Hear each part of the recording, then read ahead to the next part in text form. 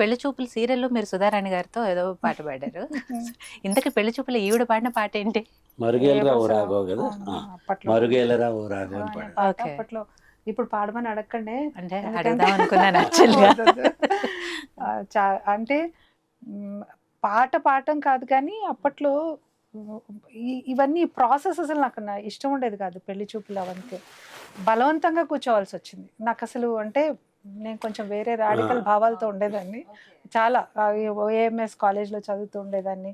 అలాగ మహిళలు శక్తి అనుకుంటూ కొంచెం వేరే రకంగా ఉండేది. అలాంటిది నాకే పడింది ఇదే పెళ్లి చూపులు కంపల్సరీగా. అంటే అది నేను ఒక రకంగా అది ప్రాసెస్ అన్ను, ఒక రకంగా అది కూడా బిడియం పోగొట్టడానికి, బిడియం ఉందో లేదో తెలియడానికి, అమ్మాయికి చదువే కాకుండా ఇతరత్ర ప్రవేశం ఉందా ఏదో మాట కలపడానికి అప్పట్లో అనేవాడు. అప్పట్లో ఏంటంటే ఇక్కడి నుంచి బండి కట్టుకుని పక్క ఊరి పెళ్లి చూపులకి వెళ్ళేవారు కదా. వీళ్ళంత దూరం వెళ్ళినప్పుడు వాళ్ళు భోజనాలు పెట్టి వాళ్ళు తిరిగి వచ్చేదాకా కొంత టైం పడుతుంది కదా. అవి ఇప్పుడేముంది, ఇప్పుడు మనం స్కైప్ లోను జూమ్ లోను ఆన్లైన్ పెళ్లిళ్ళే ఆన్లైన్ లో అవుతున్నాయి. రైట్.